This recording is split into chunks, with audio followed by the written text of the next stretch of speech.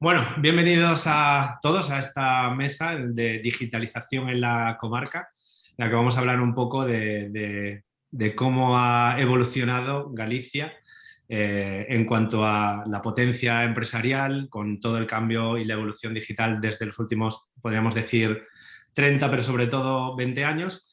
Y lo que queremos debatir aquí un poco es tres personas, cuatro personas que somos, que tenemos un background tecnológico y sobre todo digital y que hemos levantado y empujado diversos proyectos empresariales. Queremos debatir un poco sobre el estado del arte, de la digitalización, el cómo hemos evolucionado hasta ahora y sobre todo ver qué siguientes pasos y qué retos nos vamos a enfrentar en los próximos años, ¿no?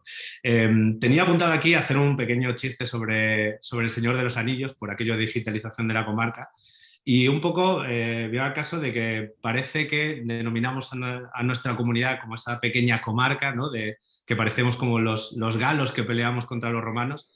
Y realmente toda esa variedad cultural que tenemos y nuestra forma de hacer las cosas también nos ha llevado a una forma de emprender pues quizás distinta a las otras comarcas que tienen otras capacidades, otros recursos, pero que nos ha llevado a lanzar grandes empresas y grandes proyectos de emprendedores que han llegado muy lejos. Y podría mencionar, obviamente, las marcas de ropas conocidas y cierta cerveza que se bebe a nivel mundial, pero también podría mencionar, pues, por ejemplo, empresas que utilizan inteligencia artificial para gestionar relaciones entre propietarios de mascotas y veterinarios, por ejemplo.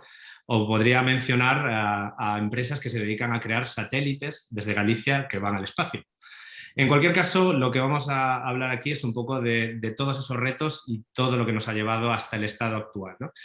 Y en ese sentido podemos contar hoy aquí con Mónica, uy, se me ha quedado el ratón colgado, con Mónica Fustes de Docuten, con Santiago Domínguez de Mestrelab y con Miguel Varela de Teimas. Y yo que me presento rápidamente y doy paso un poco a que ellos también se presenten y nos cuenten un poco su background y lo que han hecho hasta ahora. Yo soy Óscar Miguel, fundé Diario Motor, que es un medio de noticias de coches, en 2005, desde Galicia, y aunque mi background es un poco más informático y técnico, el tema de los medios siempre me picó mucho y sobre todo me gustaba mucho ver qué maneras había para hacer cosas diferentes a lo que hacían los medios tradicionales. Y aunque casi nadie lo sabe, y cada vez que me dice alguien, anda, el Diario Motor ha nacido en Galicia, no lo sé, no lo conocía, ¿no? Y en ese sentido creo que es un trabajo que seguimos haciendo y que tenemos que hacer, que es dar visibilidad a todo lo que se hace en Galicia, que se hace mucho más de lo que parece. Y en ese sentido podemos agradecer mucho a la Maker Faire y a otras iniciativas como Startup Galicia que trabajan precisamente para que todo lo que cocinamos desde Galicia para el mundo tenga visibilidad. Entonces, bueno, a partir de aquí, si queréis, Mónica, por favor, nos haces una pequeña introducción sobre Sí, ti. claro.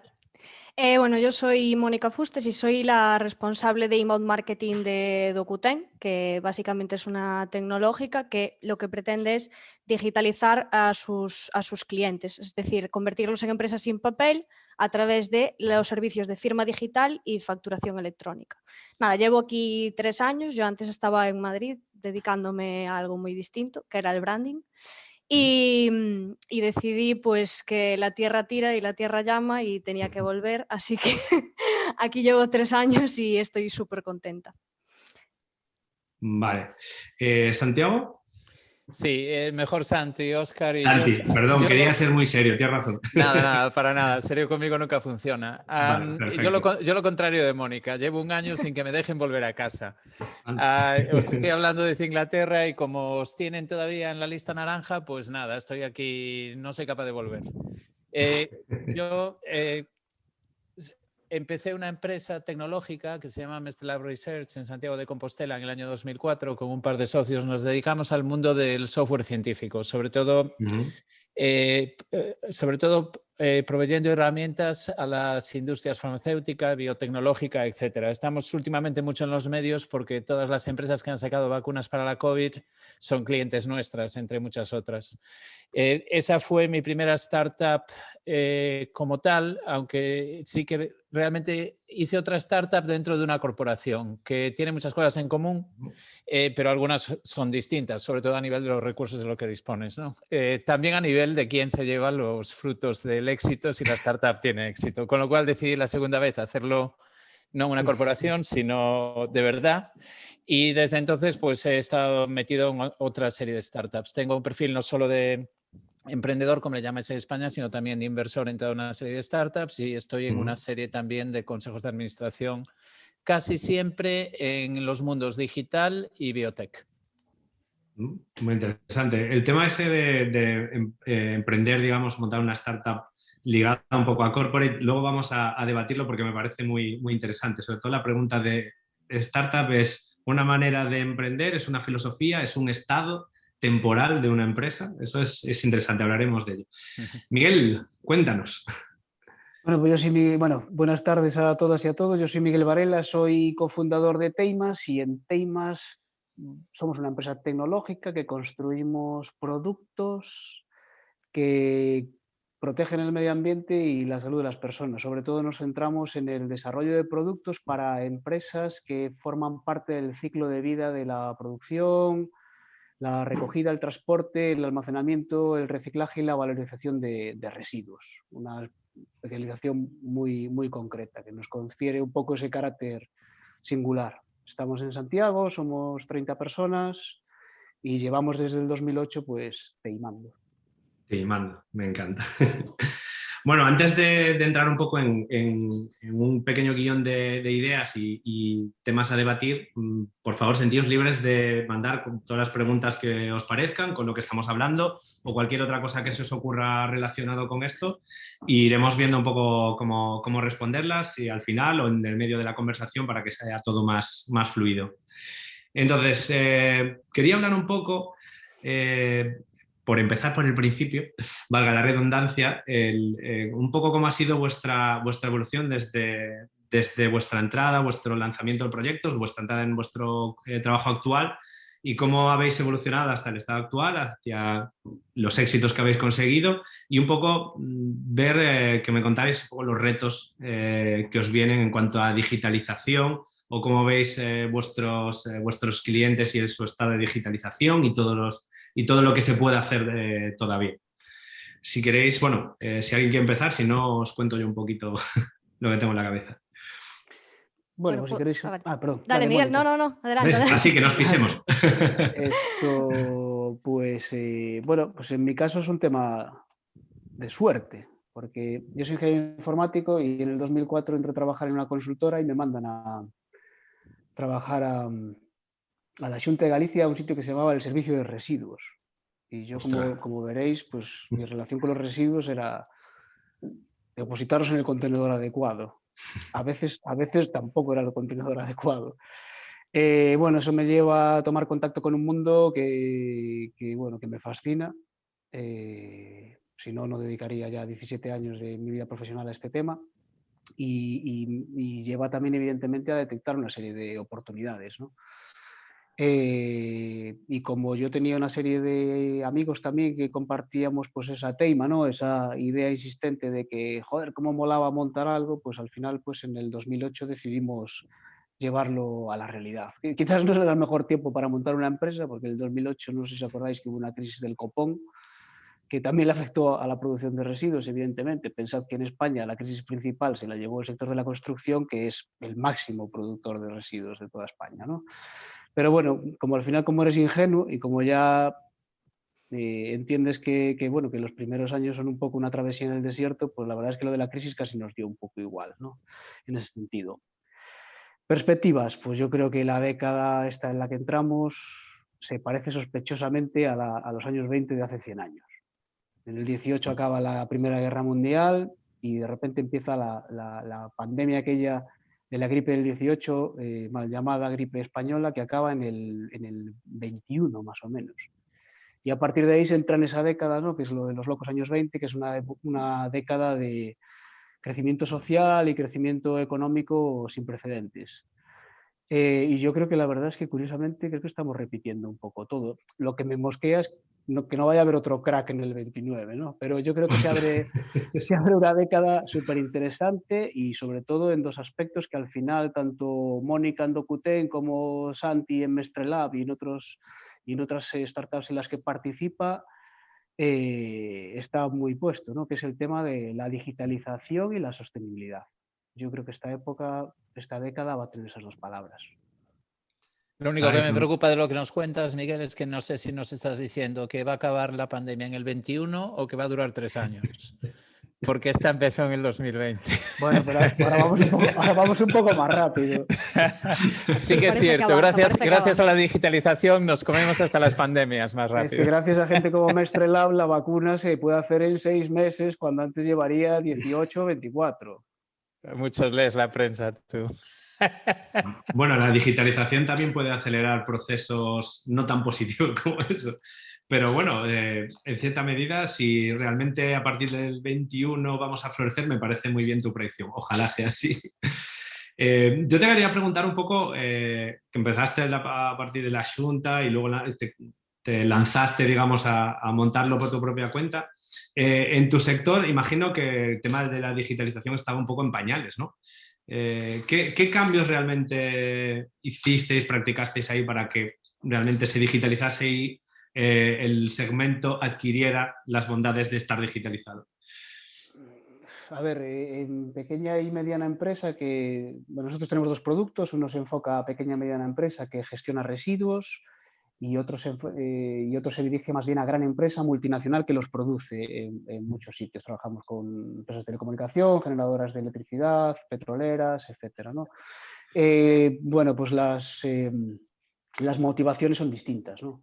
Si eres una pequeña y mediana empresa que gestiona residuos, pues al final ese es tu negocio y al final pues resulta que hay muchísimas cosas que tienes que hacer, desde gestionar una ruta de recogida de los residuos hasta llevar el control de los procesos que tienen lugar en tu planta, clasificación, reciclado, etcétera, y después conjugarlo con aspectos relacionados con normativa medioambiental. Hay muchísima documentación relacionada con la trazabilidad del residuo y a eso le sumas las actividades que tienes que hacer como cualquier empresa, ¿no? Pues tienes que emitir facturas, hacer presupuestos, pasar ofertas, etcétera.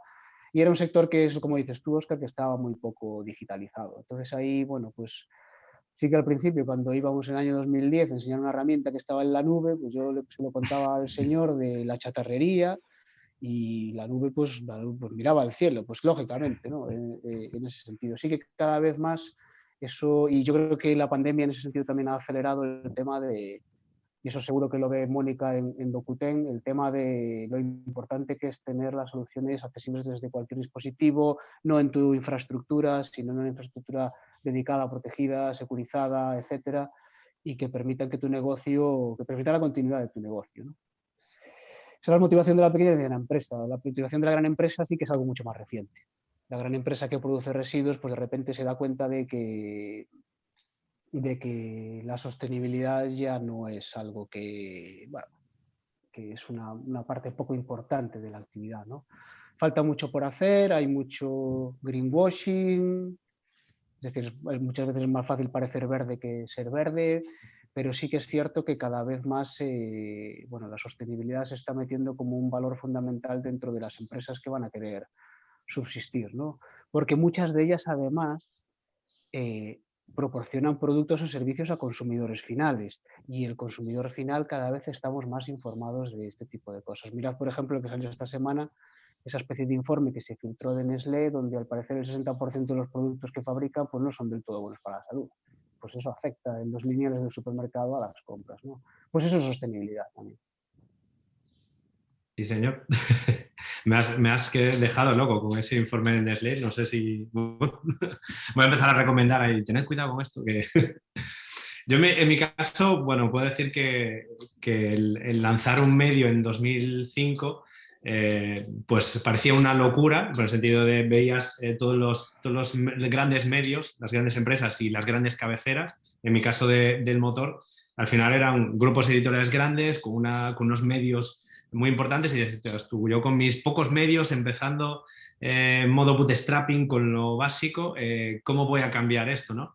Y quizás ahí precisamente llegó una época, estamos hablando de 2005, 2007, 2008, llegó una época realmente en la que empezó a haber un consumo de contenidos digitales y una masificación de esa generación de consumos. ¿Os acordáis que fue cuando explotó realmente lo de los blogs y que realmente cada uno tuviera una llave para tener visibilidad de su contenido?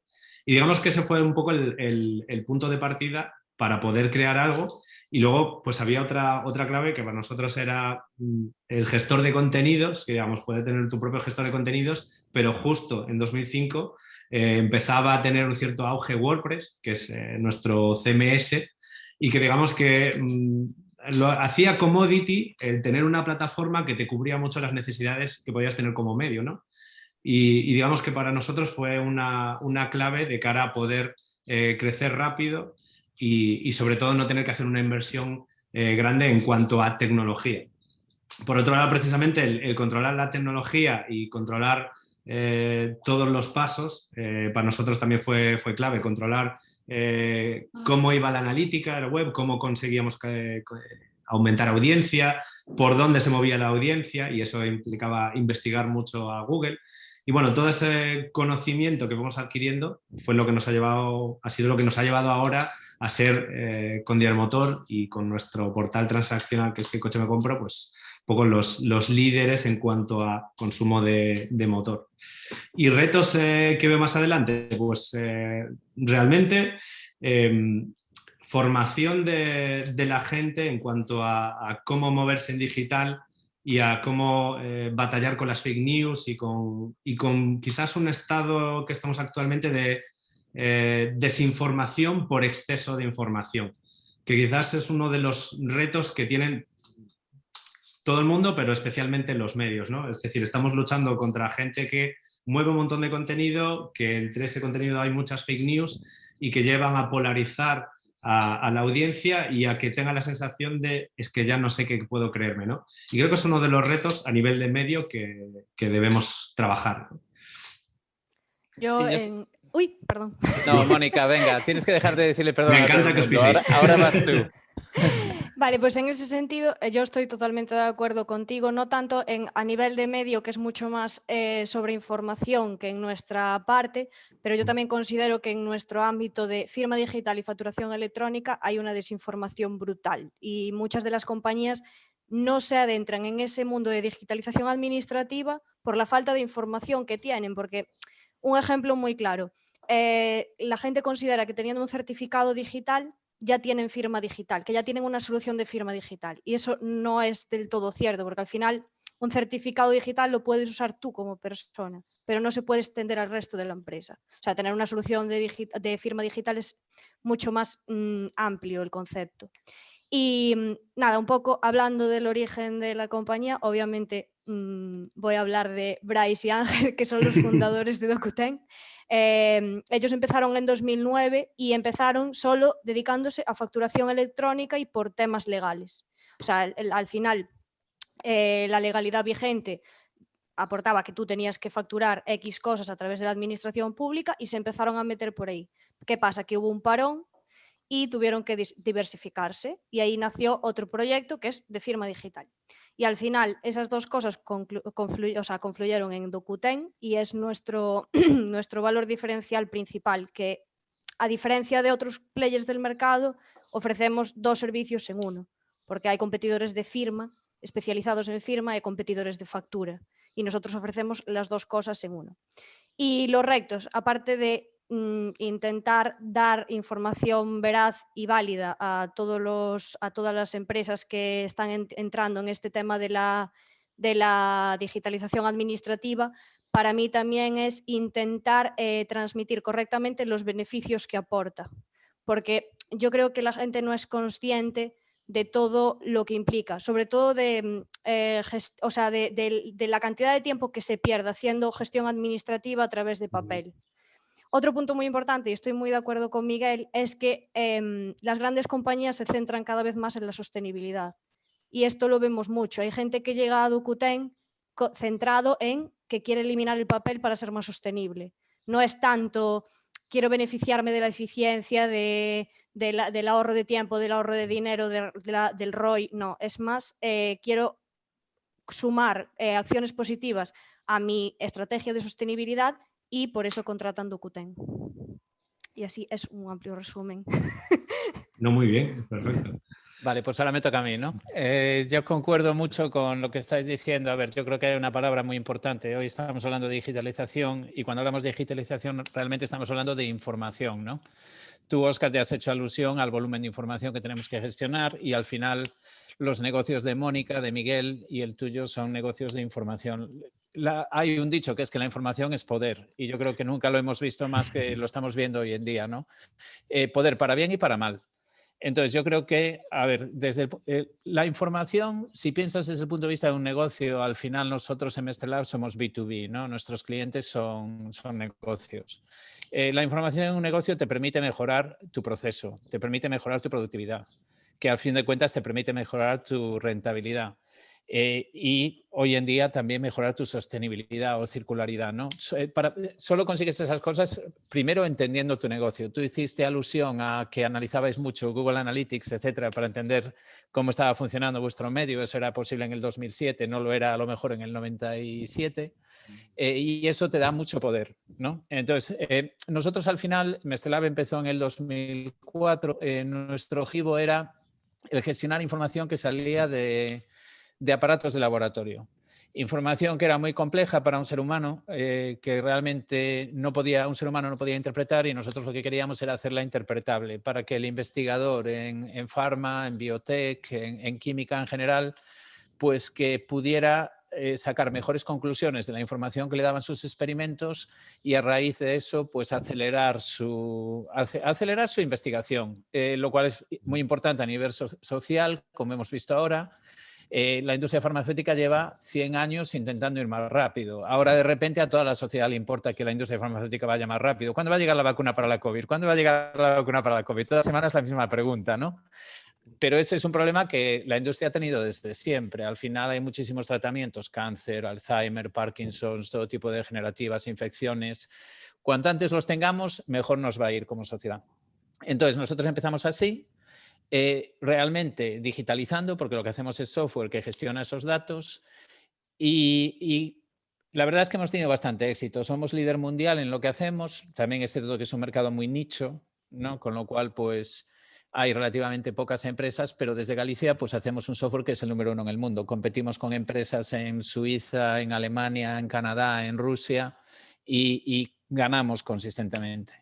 Y tenemos un equipo ya de más de 50 personas y realmente, ¿por qué ganamos en Galicia? Y espero que hablemos un poco de esto, porque la calidad humana es muy alta y el equipo es de muy alta calidad y en Galicia se hace mucho con muy poco, pero bueno, a lo mejor a eso volvemos. A nivel de retos, lo único que quería apuntar a mayores es que yo creo que lo que nos viene es la necesidad de gestionar una cantidad ingente de información. Cuando nosotros empezamos a trabajar en este campo, pues a lo mejor un imán de resonancia magnética de laboratorio pues te generaba un dato cada 20 minutos. Y hoy en día, con automatización y aceleración de la adquisición de datos, pues tenemos que gestionar miles y miles y miles de datasets. Lo que antes veía un científico personalmente, ahora ya es imposible. Se generan muchísimos datos. Y esto es lo que tenemos que gestionar y yo creo que es el siguiente gran reto, precisamente el discriminar esa información, buena información de mala información y sobre todo el poder sacar las conclusiones correctas de un océano de información que un poco es como una ola gigantesca que se te viene encima y que es muy difícil de interpretar. Totalmente de acuerdo. Pues mira, ya si quieres enlazamos un poco para conversar sobre diferencias entre ecosistemas y un poco yo os quería lanzar la pregunta de cómo veis vosotros el funcionamiento del ecosistema gallego, entendiendo el ecosistema de empresas, sobre todo empresas digitales, emprendedores y demás, comparado con el de capitales españolas como Barcelona y Madrid y con otros países, ¿no? Creo que hay diferencias sutiles para bien y para mal, pero bueno, quería saber vuestra opinión. A ver, vale, bueno, sí. Lanzarse ahí. Creo que solo hay que ver el mapa de Startup Galicia, o sea, está plagado de empresas que crecieron y que están evolucionando de forma brutal. Y al final sí que hay diferencias, obviamente hay diferencias, pero tienes que encontrar un equilibrio entre calidad de vida y calidad laboral. No creo que todo sea estar, por ejemplo, sí, obviamente estás en Madrid, estás en el centro, las comunicaciones son mejores, pero está variando mucho porque también la deslocalización de los trabajadores influye. Entonces tampoco es tan necesario, en función de también a qué te dediques, el sector en el que estés planteando tu negocio. Pero esa es mi visión. Yo creo que Galicia tiene un ecosistema empresarial brutal. Yo estoy muy de acuerdo con Mónica. Desde luego en biotech el crecimiento es increíblemente rápido. Bioga, que es el clúster de biotech de Galicia, pues tenía 3 empresas hace 10 años y ahora tiene más de 70 empresas ya, creando 3.500 puestos de trabajo de alta calidad. Teimas es parte de Bioga también. Pero bueno, esto para mí no es una historia de éxito, esto es la salida de una historia de éxito. O sea, tengo clarísimo que esto es una bola de nieve que cada vez va a ir más rápido. Ya ha acelerado mucho, pero va a hacerlo mucho más todavía. Yo tengo bastante perspectiva de muchos ecosistemas, porque he estado metido en startups. Bueno, ahora mismo tengo una startup en Inglaterra que a su vez adquirió una startup en Alemania y he estado metido también en startups, por ejemplo, en California, desde el principio, ¿no? Entonces veo cosas muy distintas en los distintos sitios. ¿Cuáles son a lo mejor para mí las cosas que más definen a Galicia? Lo primero es que tenemos muy poco a nivel de recurso. Cuando empezamos una startup se tiende a empezar de manera muy económica. Y la otra cosa es que hacemos muchísimo con muy poco. Vale, entonces digamos que yo creo que tenemos una receta buenísima para, a medida que los recursos mejoran, ser increíblemente competitivos, porque estamos acostumbrados a conseguir muchísimo con muy poco recurso. Eso requiere, bueno, el hambre agudiza el ingenio, requiere que la gente sea muy ingeniosa, se busca maneras muy interesantes y creativas de resolver problemas que en otros sitios se resuelven simplemente, pues a lo mejor con más dinero. Y yo creo que la otra cosa que habría que apuntar es que el ecosistema, sobre todo técnico y científico, yo creo que en Galicia está generando un capital humano de muy alta calidad. Vale, sale gente muy buena de las universidades. Nosotros competimos en uno de los mercados más técnicos que hay y la verdad es que nuestro equipo es el mejor del mundo en lo que hacemos. Y eso yo creo que pues refleja un poco lo que sale de las universidades, tanto la motivación, las ganas de trabajar y sobre todo el que también se trabaja contento por lo que decía Mónica, la calidad de vida es muy importante. La limitación más importante en Galicia hasta ahora a lo mejor era el acceso a mercado, dependiendo de en qué estuvieras. Pues nuestros clientes, a ver, nuestra historia, nuestro primer cliente fue la Universidad de Addis Abeba en Etiopía con un pedido que pagó la Universidad de Uppsala en Suecia. Y nosotros vendemos el 3% de nuestros productos en España, el 97% se vende fuera de España. Eso hace 20 años era un problema gordísimo, porque si tú estabas en Santiago de Compostela y tus clientes estaban en Boston, en San Diego y en San Francisco, pues te ibas a pasar la vida en un avión. Bueno, y aparte no ibas a llegar nunca, no vamos a hablar de conexiones de aeropuerto en Galicia, pero hoy en día eso importa muchísimo menos. Yo creo que parte de la ventaja de la digitalización y del cambio de paradigma que vamos a ver en los próximos 10 años, un poco apuntando a lo que antes nos decía Miguel, donde estés y donde te montes el negocio va a importar mucho menos, va a haber muchísimos sectores en los que puedes dar servicios de cualquier sitio del mundo y una vez que este sea el caso, que ya lo es, Galicia es increíblemente competitiva. Y es un sitio donde está genial empezar un negocio porque el balance, el equilibrio vida-trabajo realmente existe. Y habiendo visto cómo vive la gente aquí en Londres y en San Diego, en San Francisco, en Frankfurt, tengo claro dónde prefiero empezar algo. Sí, yo creo que el concepto que apunta Santi, a mí me gusta mucho, que es el concepto de frugalidad, que yo creo que además es un valor de las gallegas y de los gallegos de toda la vida, ¿no? Somos gente frugal, bueno, pues por lo que sea, ¿no? Nos hemos apañado con lo que había y hemos tirado para adelante de forma brillante. Hablando del tema digital o TIC o tecnología, que es un poco la parte que me toca a mí, yo creo que bajo mi punto de vista, yo creo que habría dos puntos en los que habría que reforzar el ecosistema para ser más potente. Uno es el concepto de desarrollo de producto. Yo creo que sí que somos buenos desarrollando, pero yo creo que fabricar una cosa o construir una cosa al final no es solo un concepto técnico, ¿no? Si eres técnico, eres un martillo y todo lo que ve un martillo son clavos. Pues programo más, etcétera, y fabricar un producto es otro rollo. Es hacer las cosas que tus clientes necesitan y pensar que hay un ciclo de vida, que hay un mantenimiento, que hay una evolución, que hay un soporte, que hay una venta, que hay una distribución, etcétera. Yo creo que ese es uno de los primeros temas en los que quizás deberíamos profundizar un poco más para conseguir empresas tecnológicas más exitosas. Y el segundo, ya me parece clave, que es el tema de la venta. Es decir, yo creo que en general tenemos pocas habilidades de venta. Y lo cierto es que tenemos ejemplos brutales. A mí, por ejemplo, Mestre Lab siempre, bueno, lo hemos hablado Santi, tú y yo, a mí me parece que es un ejemplo brutal, ¿no? Es decir, como unas personas pues en el año 2004 se plantan, desarrollan un producto tremendamente de nicho y resulta que eso, el 97% lo venden fuera, ¿no? Ellos porque siempre han concebido que el producto no tiene sentido si no aporta valor. Y el producto aporta valor porque la gente te paga por él. Y eso hay que hacer, y eso la gente tiene que entenderlo.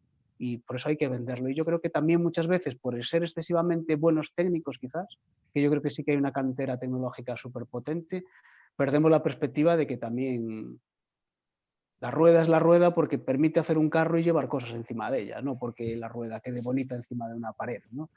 Yo creo que el desarrollo de más habilidades de venta o más habilidades gerenciales o de pensamiento un poco más estratégico a largo plazo sería un puntazo para que muchas de las startups al final puedan reventar incluso a nivel internacional. A mí esto me recuerda que alguna gente siempre me dice desde Madrid que los gallegos somos súper espabilados, pero parece que siempre llevamos como esa especie de humildad llevada al extremo de decir, no, bueno, nosotros lo hacemos así pequeñito, tal, muy bien, pero que a veces trabajamos muy bien, pero por lo bajini, ¿no? Y eso quizás es estoy de acuerdo contigo, Miguel, en que es uno de los retos de decir, no, si somos capaces de entender el mercado y ofrecer y crear un producto de valor, tenemos que llevar a venderlo como si fuera la mejor herramienta. Y si no lo es, reutilizaremos el ciclo y volvemos al ciclo para mejorarlo, ¿no? Pero tenemos que quizás dar ese puntito extra de, no, es que realmente hacemos un producto, salgamos a venderlo con fuerza. Por aquí, por el chat, Nilo sugiere dos preguntas y plantea si no vemos en el ecosistema gallego especialmente excesiva burocracia a la hora de crear una startup. Y si realmente también hay un espacio para una plataforma o alguna manera de formar en cuanto a de ser emprendedor, en cuanto a habilidades digitales, etc. Yo creo que la respuesta es sí a las dos. Sí hay excesiva burocracia, pero no creo que sea un tema exclusivo del ecosistema gallego, sino que es el ecosistema español. Quizás a lo mejor podríamos aprender bastante de Reino Unido en cuanto a su capacidad de facilitar la creación de empresas. Y a la hora de educación y una plataforma, quizás yo no pienso tanto en plataforma, sino en introducir en todas las partes de la formación, incluyendo la educación más primaria, habilidades transversales que pueden incluir desde entender realmente cómo funciona la tecnología y cómo le puedes sacar provecho, a la parte que decías tú, Miguel, de venta de productos digitales, ¿no? Pero bueno, esto creo que da para hablar bastante. No sé si tenéis una opinión al respecto de esto. A ver, yo lo que voy a decir es que desde luego una de las mejores cosas que puedes empezar en Galicia o en España es una notaría, porque sí, el proceso es increíblemente burocrático y lo que necesitamos es que Docuten nos lo simplifique y nos lo digitalice completamente para que, a ver, en el Reino Unido, por ejemplo, montar una empresa es algo que te lleva 15 minutos, literalmente. Te cuesta 15 libras. Yo lo he hecho varias veces. Te cuesta 15 libras y te lleva 15 minutos. Hay que rellenar un formulario online, hay que tener una dirección, que hay un montón de empresas que te dan lo que se llama un P.O. Box, o sea, que es una... Ya no me acuerdo cómo se llama en España, como una caja postal o una... Un apartado de correos. Apartado de correos, perdón, gracias. Gracias, Miguel, ya no me acordaba. Te dan un apartado de correos. Llevas mucho tiempo fuera, ¿eh? Sí, 25, sí, de hecho voy a hacer un apunte sobre eso dentro de un momento. Te dan un apartado de correos y te dan una dirección y pagas las 15 libras, dices quiénes son tus directors y a correr. Puedes empezar pues empezar a comerciar, digamos, ya sea fabricar, ya sea vender o lo que sea. En España, pues todos sabemos, hay que pasar toda una serie de la razón social, bueno, es una película, ¿no? Al final son cosas que no son difíciles, pero que sí que te quitan mucha energía, te quitan tiempo y yo creo que cuando tienes una gran idea y quieres cambiar el mundo, que es por lo que casi todo el mundo emprende, ¿no? Es porque ves un proceso que no es bueno y lo quieres mejorar, pues realmente en lo que te quieres centrar es en eso. Un poco en lo de creérnoslo como gallegos, solo por apuntar esto antes de que nos olvidemos. Yo tuve la gran suerte de que con 22 años me vine a Inglaterra y me puse a trabajar para una multinacional americana que era líder en su sector de specialty chemicals.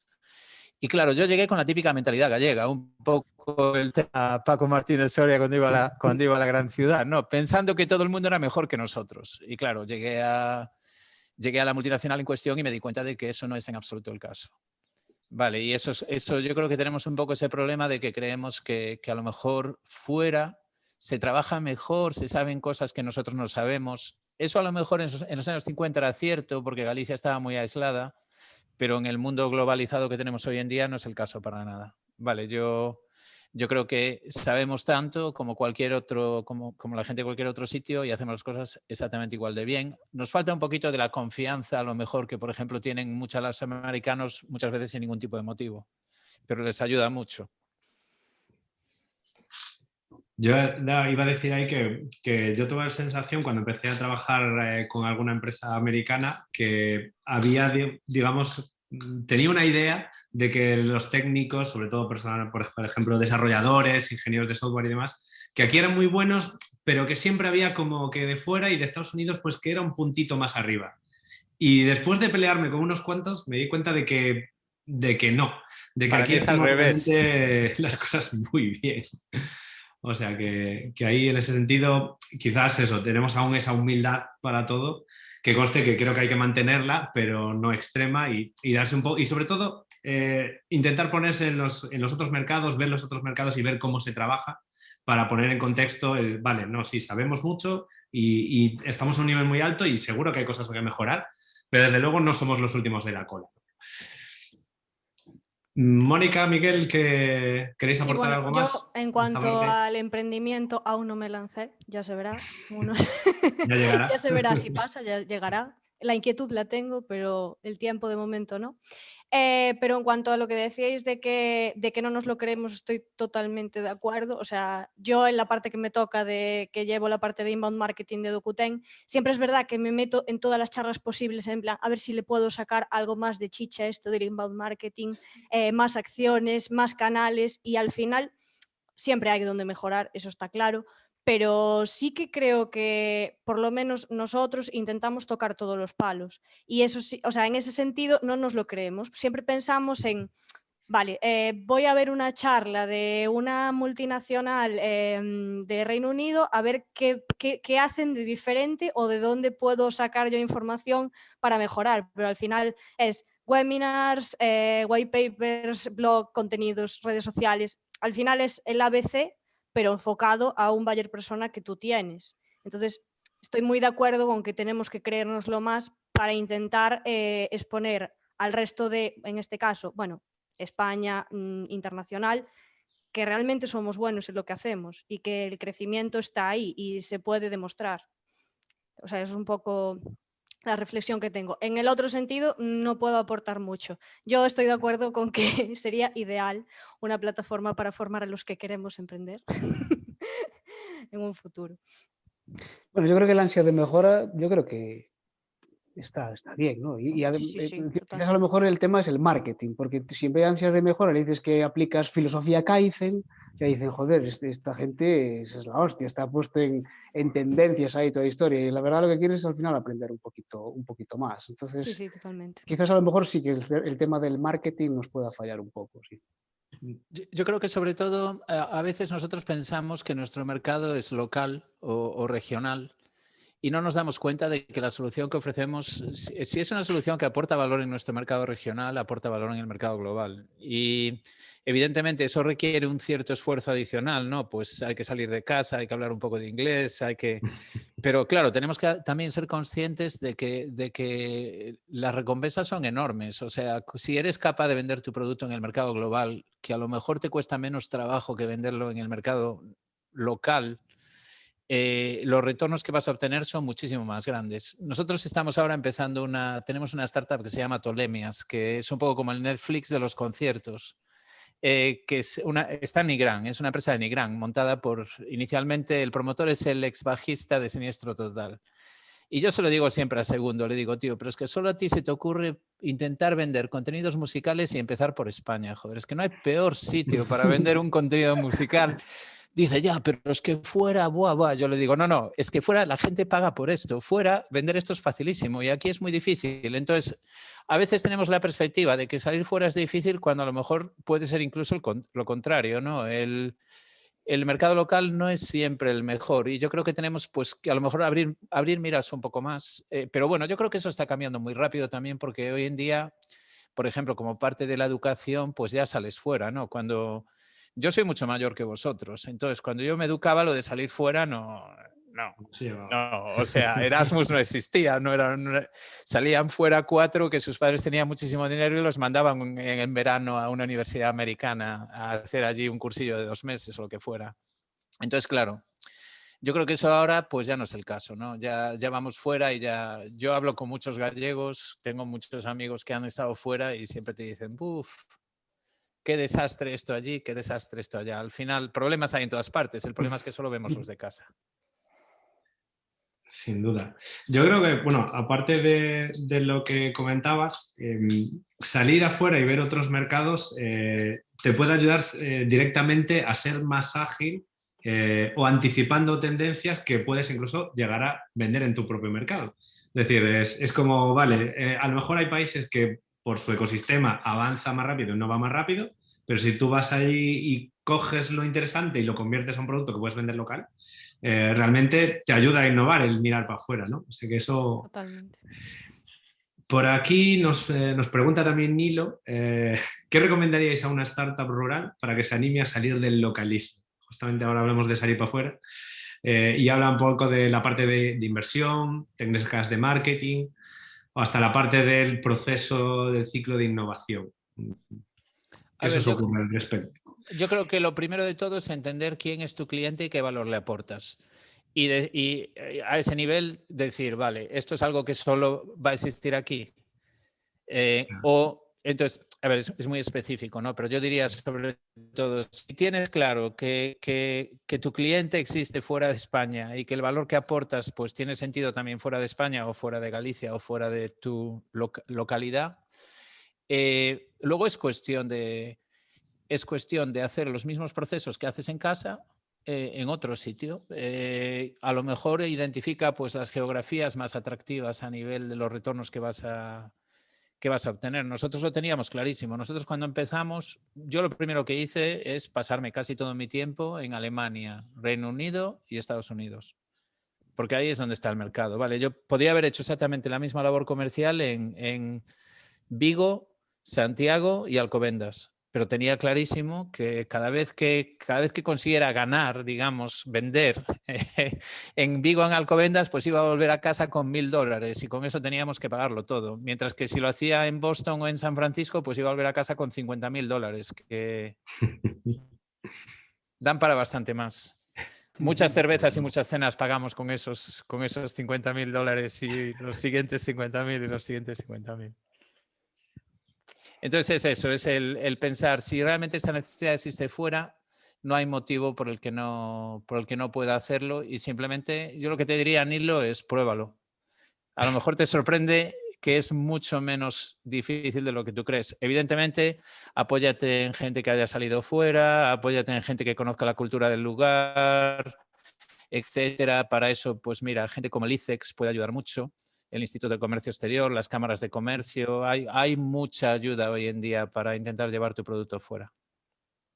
Yo también quería comentar, bueno, creo que aunque pueden ser consejos genéricos, creo que una de las cosas principales que debe hacer cualquiera que se plantee salir de su localismo para llegar más lejos es primero identificar su ventaja competitiva identificar perfectamente lo que es el producto que puede dar, los costes, y luego trabajar muchísimo la parte de distribución y captación, es decir, saber cuánto te cuesta captar un usuario, qué retorno, lo que le llaman el lifetime value, qué retorno puedes conseguir de él.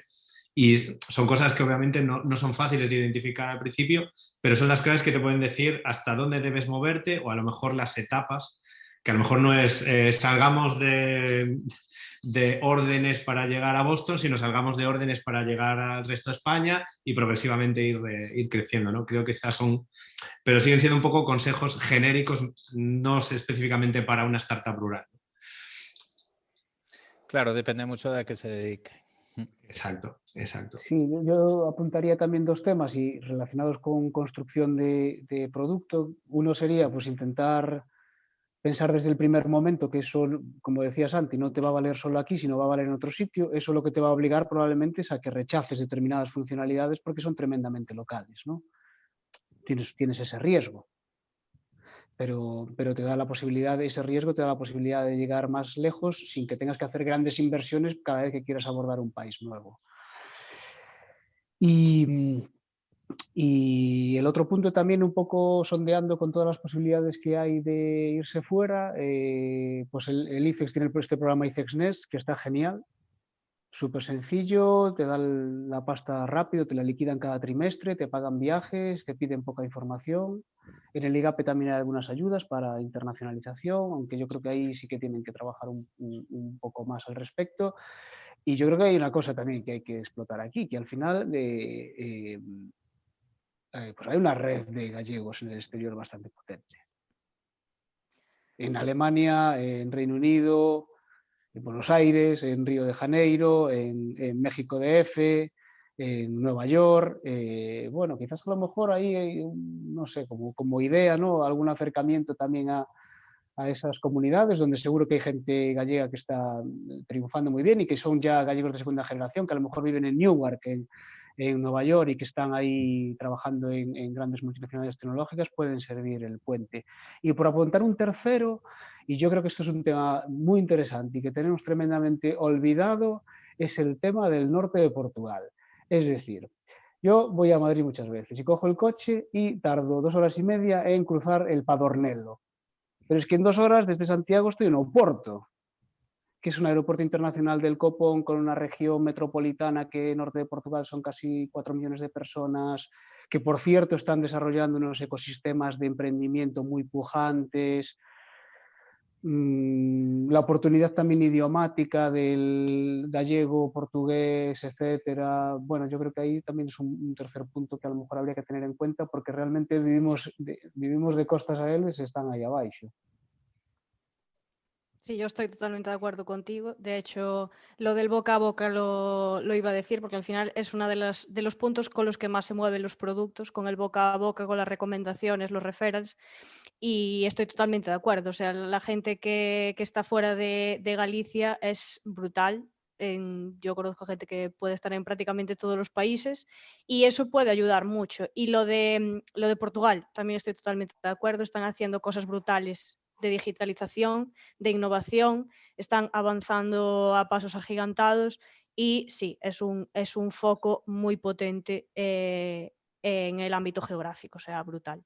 Y por apuntar, también echando un poco balones hacia mi tejado, obviamente hay que hacer una estrategia de marketing potente. Estoy de acuerdo con que lo principal que debes buscar es que tus buyer personas estén fuera del mercado gallego, en este caso de tu mercado local, porque si no, no sirve de nada. Si no las encuentras, por mucho marketing que hagas, si tú no tienes adaptado o sea, si tu startup no está adaptada a ese tipo de buyer persona, no vas a generar negocio y eso está demostradísimo. Entonces, yo empezaría por ahí y el resto de las propuestas estoy totalmente de acuerdo.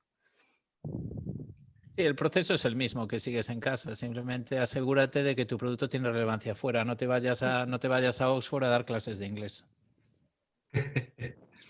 Me encanta, perfecto. Nos apunta por aquí Javier Serrano sobre el tema un poco de perfiles técnicos, que hablábamos sobre que la calidad técnica en Galicia es muy buena y mejor de la que se tiende a pensar.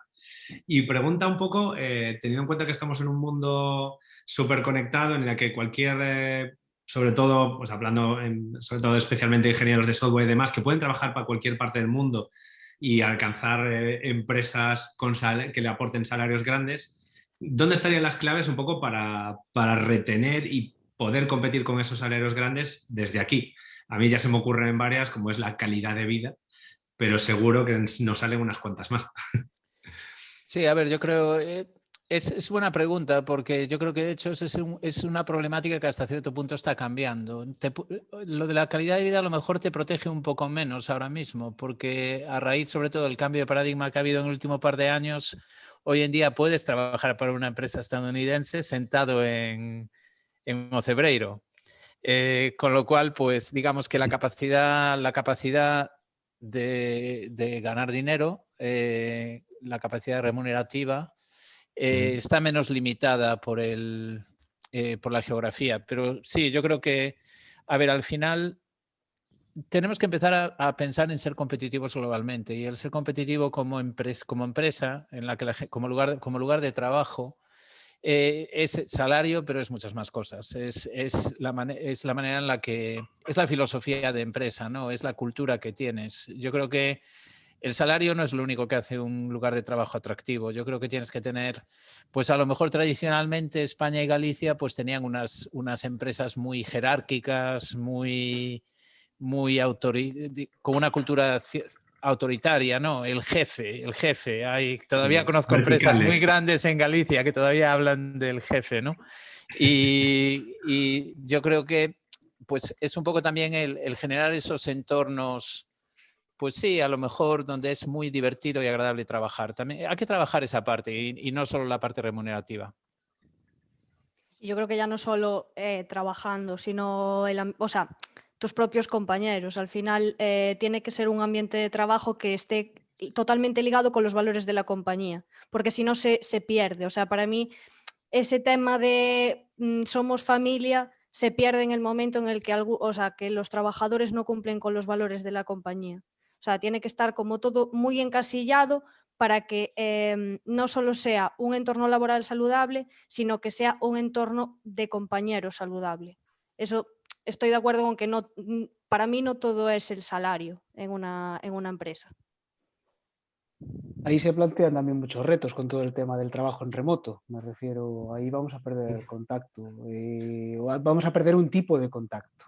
Y ahora estamos viviendo pues esa transición. Va a haber que aprender también a llevarla adelante. Yo que conste que el tema de familia, que es algo que también se dice muchas veces en temas, a mí no me acaba de gustar del todo ese concepto y la verdad tenemos una relación excelente, porque yo digo, no, es que tiene que ser mejor una familia, porque la familia, claro, pues a lo mejor hemos tenido una familia estupenda, pero hay gente que le toca una familia horrible y dice, joder, pues me ha tocado esta familia y ahora tengo que apandar con ella. Y gracias a Dios en el trabajo, pues a lo mejor no tienes por qué ser así, ¿no? Entonces, bueno, tener un clima, vamos, muy, muy bueno de trabajo y unos valores y una cultura que también esté definida y que forme parte del mismo, ¿no? Y adelantarnos a este reto que ya nos enfrentamos ahora del trabajo en remoto. Como punto de vista y a lo mejor me vais a llamar catastrofista, pero yo creo que esto hay que mirarlo ya para 2040, que hay una cosa que se llama el cambio climático, y lo que va a hacer es que a lo mejor la temperatura de la península ibérica suba pues a lo mejor 3 grados, y 3 grados en Ciudad Real o en Sevilla va a ser jodido, ¿eh? Y aquí los 3 grados pues lo serán, pero no lo serán tanto. Escuché a alguien decir que dentro de 20, 30 años Galicia sería las nuevas Canarias. Bueno, por ahí. El tema que dices del reto del teletrabajo y un poco las relaciones entre los distintos profesionales, yo creo que es algo que daría para una charla del doble de larga, seguro. Y yo creo que, evidentemente, y sobre todo con lo que ha pasado en pandemia, se han tenido que acelerar muchas empresas que estaban un poco cojas en cuanto al teletrabajo, han tenido que acelerar, muchas han entrado abruptamente y otras pues han ido un poco culebreando y adaptándose bien.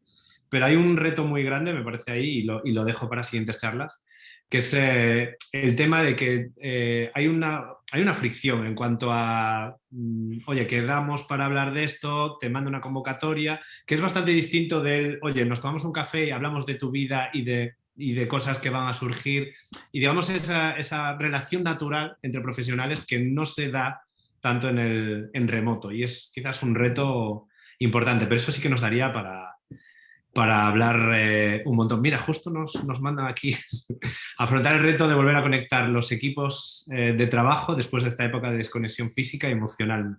Me parece... No sé si nos dan los 5 minutos que quedan para hablar de eso, pero si queréis dar una opinión así rápida, perfecto.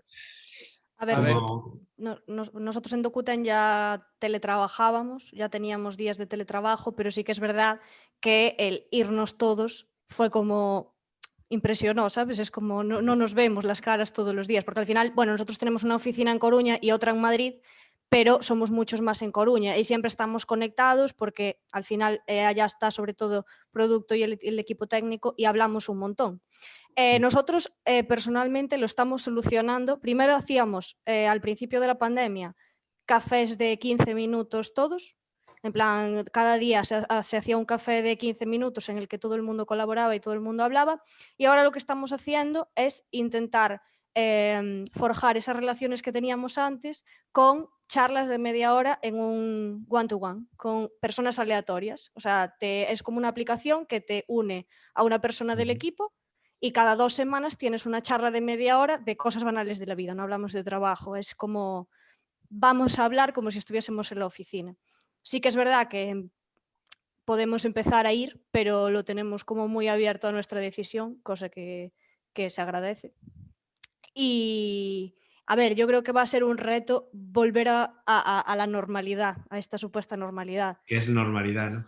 Es una claro, buena ya no sé qué es normalidad, pero al final es como todo. Tú te acostumbraste a estar con la mascarilla todos los días y al principio no lo sabías tener. Te acostumbraste a echarte gel hidroalcohólico, lavar las manos cada 2 horas. Al final te tienes que ir adaptando a las nuevas medidas. Es que es lo que hay. O sea, no hay otra. Es un constante aprendizaje, por así decirlo. A ver, yo creo que ahí hay muy buenas ideas con algunas de esas iniciativas. Para nosotros a lo mejor lo más difícil o complejo no es tanto el mantener la cohesión del equipo existente, sino qué haces con la gente nueva. Nosotros hemos incrementado la plantilla un 25% desde que empezó el confinamiento y mucha de esta gente no ha visto a nadie físicamente, ¿no? De hecho, a lo mejor se creen que no existimos como empresa, pero bueno, les llega la nómina el último día del mes y dicen, bueno, vale, yo por ahora tiro hasta que vea lo que hay. Esa a lo mejor es una de las grandes dificultades. Sobre todo, ¿cómo mantienes tu cultura una vez que estás, digamos, asimilando gente que viene de otras culturas y no tienes esa cercanía de todos los días? Pero bueno, sí que es cierto que también espero que vayamos volviendo. Yo no quiero volver a la normalidad, quiero volver a una normalidad mejorada, ¿no? Es decir, hay algunas cosas que podemos sacar de este proceso, por ejemplo, el que no tenga que estar la gente que todos los días en la oficina calentando la silla. Para muchas empresas esto ha sido una revelación.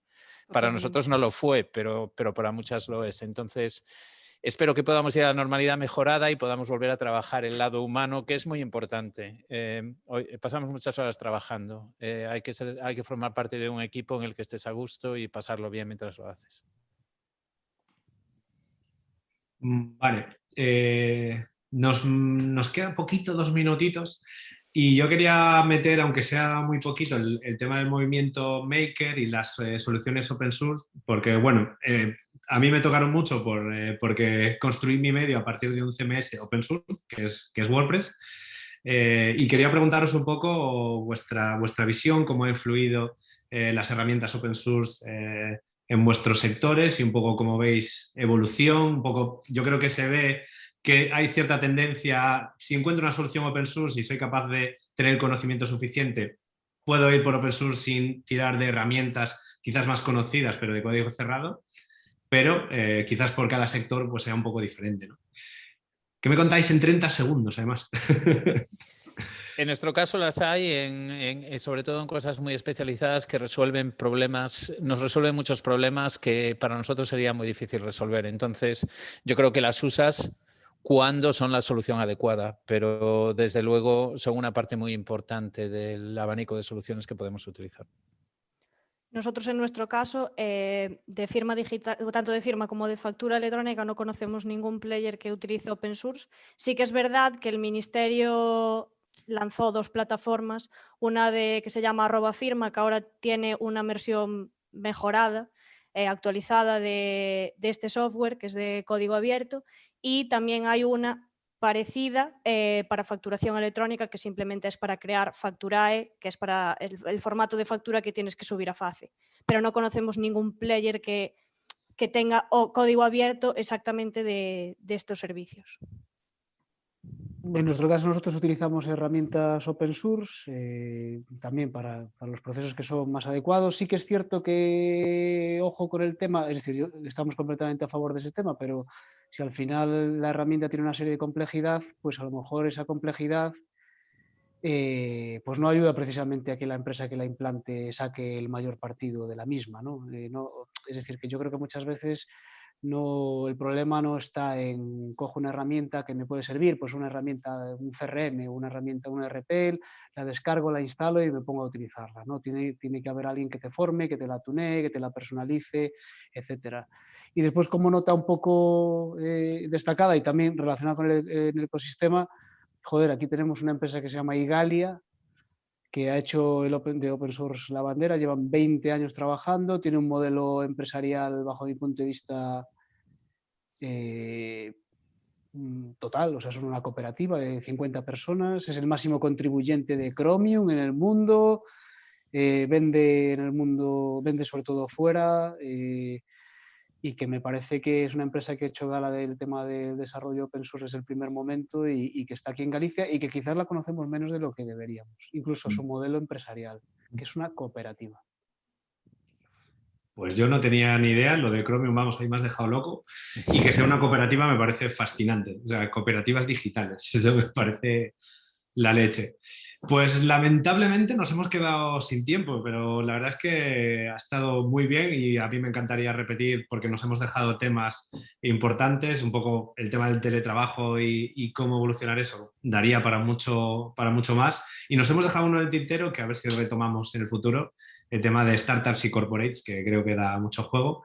Así que nada, muchísimas gracias a todos los que habéis participado. Gracias Santi, Mónica, Miguel.